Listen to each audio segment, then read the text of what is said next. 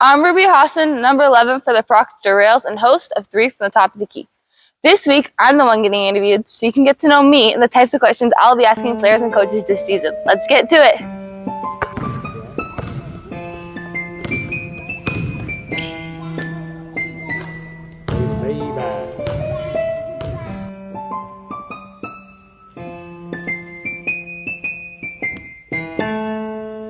This is Ruby Jo Hawsen, number 11 for Proctor Rails. You don't want me, okay?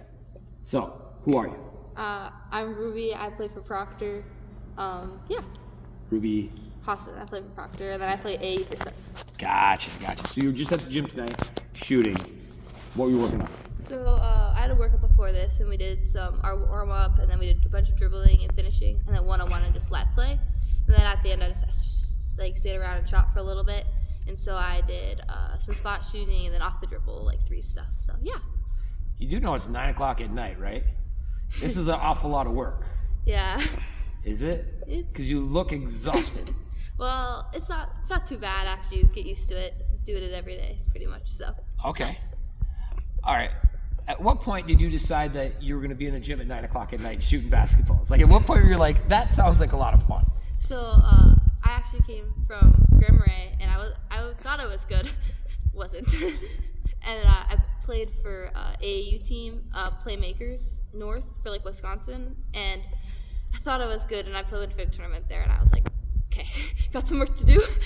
And I came back to practice the next time, and I got better, and I was like, okay, I want to get good at basketball. And I went to Superior, and then I came to Proctor, and I was like I want to be good at basketball. And I think that's always been my dream since I was in 5th grade. So. Why basketball, not volleyball or softball? Well, growing up, I actually wanted to play volleyball. I told my mom I was going to be a volleyball player. I tried it and decided it wasn't my sport. I like how fast basketball is and how much energy it gives you. Sweet.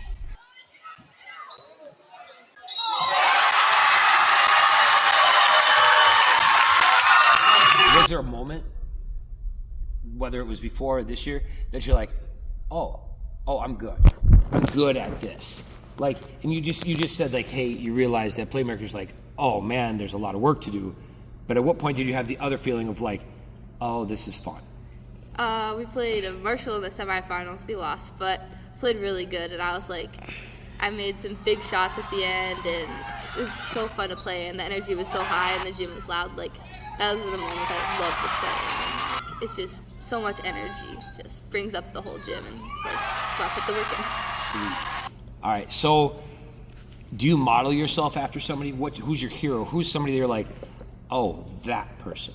I didn't have anybody till about this year when we played Providence, and I watched Maddie Greenway, and I was I love the way she plays, and she's my height, so it's somebody I can look at and be I can do what she does. So ever since then, I've been I want to be like her and how she plays and facilitates the game, even if she's not scoring. Okay, sweet. All right, so now you said you played for Playmakers. You're playing for Starks now. What was the difference between Playmakers and Starks?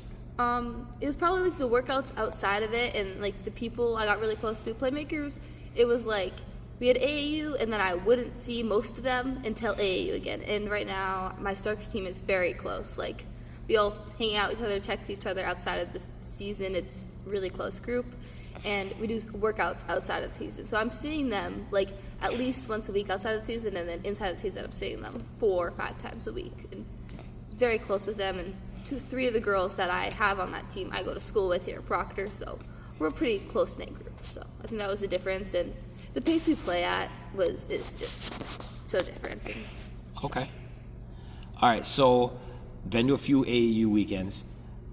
They're crazy. Just the gym is packed.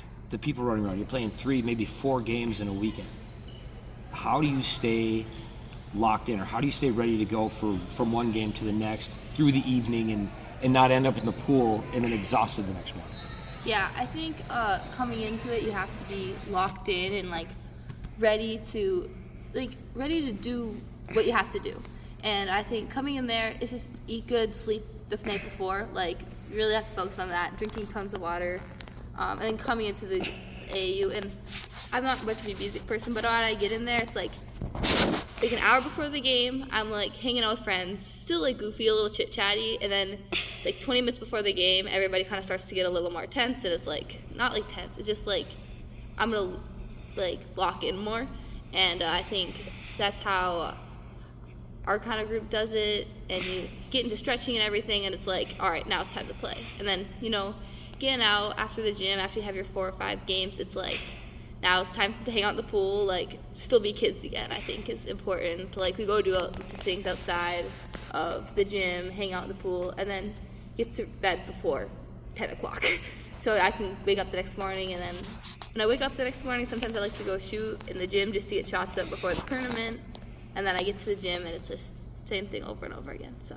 All right, so you mentioned eating right. So you're not going to McDonald's. Do you have a place that you go that you're like, hey, this is my AAU food? Is it always packed? Is it a lunchbox? Is there a place that you go to eat? Coming into the tournament, I like fruit. Like at the gym, I'm eating a lot of fruit. I love Go-Go Squeeze, probably one of my favorite foods. And then I really like Chipotle after. That's my main thing. We always go to Chipotle. We stay at pretty much the same hotel a lot of the time, and there's a Chipotle right across the street. So I'm always going there and eating there. And then the acai bowls they sell at the tournaments is also like the 3 foods I eat over the weekend. Gotcha. That, bananas. I also eat bananas and the salt and vinegar chips. All right, so you're saying that Chipotle needs to reach out and make a Ruby Chipotle bowl for AAU games. That's pretty sweet. Okay. All right. So you mentioned you just came off of high school basketball and you're rolling into AAU. What's the difference? What's the coaching style difference, and what's the mentality? Is there a mentality difference between the two? Yeah, regular season is very more like slow it down. We want to get the best shot possible. And when we go into AAU, it's like, why didn't you shoot? I was like, well, we just got across half court and I'm 4 feet out. Like, who want to shoot? So it's a lot different there, but I think it's a faster paced game and it's way more fun to play at, I'd say, in my opinion. Just getting up and down the floor, like very fast paced. I think that's pretty much the biggest difference. And then all the girls want to be there. So it's not like you have girls that are coming in and they're like, yeah, basketball's my second sport. Everybody there is like, I want to be very good at this. Basketball's number one. Okay. Yeah, so it's really fun to play.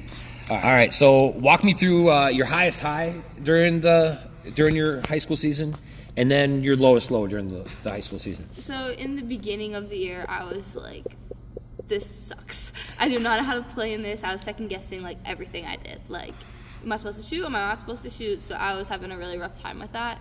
I think probably my worst game was either Malacca, which I wasn't feeling great, but I also didn't play 100%, and then it was Pequot Lakes. I came off JV game, I did decent, but we lost, and then varsity, I came in very scared to shoot, and I think that's the worst thing that happened for me. Like, being scared to shoot is like something I have to get over.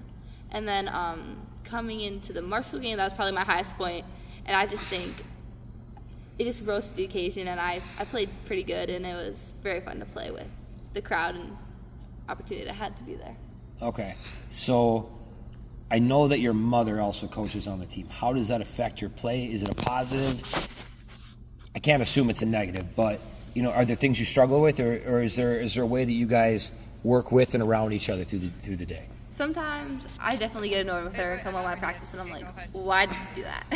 So I don't talk to her a lot during practice. It's been a thing since I was little. Like, I call her coach in the gym, and that's how it is. Like, I've never wanted my mom to do anything different. Like, I'm just another player in the gym. But she definitely sees things that I'm doing wrong in practice and helps me get better at that, so that I'm not just walking blindly thinking I'm doing it right. So she definitely helps me with that a lot. But like, there's definitely points in time where I'm like, why the hell did you do that? Hey, Mom. Gotcha. All right, so there's those. That's your high school season.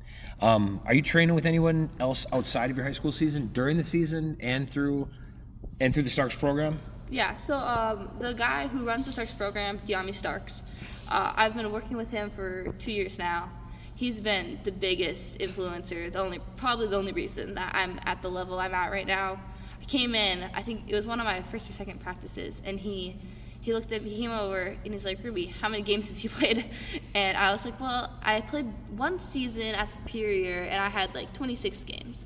And then before that I only had 7, and he looked at me and he's like, oh God. So I'm probably pretty sure that he thought I was gonna quit pretty fast. He was stuck with me though. So that's definitely helped. He's the same guy that works with Chloe Johnson, so definitely the biggest impacts I've had on basketball, like getting me better and pushing me to whatever limit. I also work with CJ, who's my AAU coach, and he was helping me more like how to play the game, and like he's probably the one that yells at me the most about like stuff in the gym and shooting, but he's a very nice guy to have, and all the people I work with are just great. Awesome. All right, we're looking forward to the future. You're an 8th grader going into your 9th grade high school year next year. 4 years down the road, what's your pinnacle of a call you're going to get from a coach that says, hey, we're interested in you, we're looking at you? Like, where are you looking to go? Well, my dream is to play at a high level D1 school, but I think a goal I would have is a very high D2 school, a low D1. I think it's just see how far I can get. Like, I want to know what I can do, and even if I've had a dream since I was little, like I want to get a D1 offer, and like, not that I go there, but I want to have the option to go there and be at that level and know I can do that. So, but I think probably realistically, I'm looking for a high D2, but I also want to get playing time, and I'm looking for a coach that fits what I'm looking for. So, yeah. Gotcha. Sweet. Couple last little things. Girl in stands, she's 5th, 6th, 7th grade. If you could just go over and tell her one thing and she would do it 100%, what would you tell her?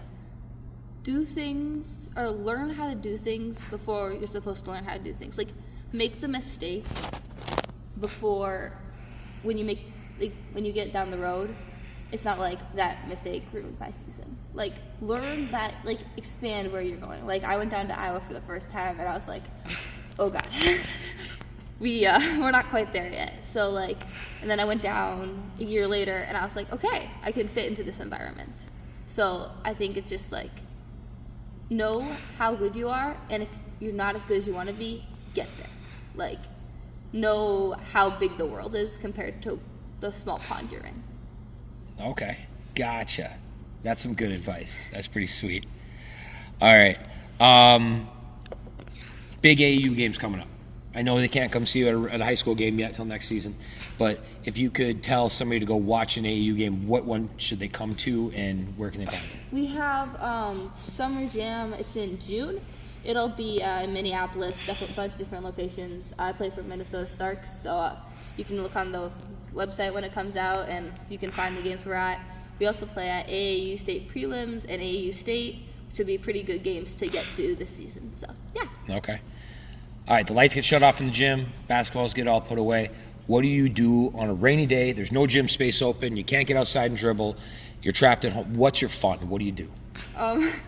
That's something that I've been told that I need to get better at finding. I'm very basketball focused, and I guess I'm still trying to find what I like to do. I like to bake. I love cleaning. when I get to decide what I want to clean, organizing. But like, I haven't found one thing that I love to do. Like, being in the gym most of the time and seeing myself get better is what I love to see. But I think getting outside and hanging out with friends and not a big group, just 2 or 3 friends I'm really close with, and just go hang out with them. And even if it's just sitting in their basement and watching a movie, that's kind of what I like to do. Gotcha. And then one last question for all the parents out there that have bought all the shoes, that have bought all the jerseys. When the knee pads, why did the knee pads go away? What happened to all the knee pads? They got out of style. Well, can you bring them back? All right, so Gianna Nepkins from UCLA, she wears knee pads. How come they're not cool anymore? I don't know. They were cool, very cool in 6th grade. Well, you should bring them back, I think. I think for all the parents out there that have bought all these things, are like, what the heck? I think you should bring them back. All right, so in closing, Ruby Hawsen, heading into 9th grade, number 11. Okay, heading into AAU Starks. Find you down there. And anything else you want to add? No, thank you. Awesome.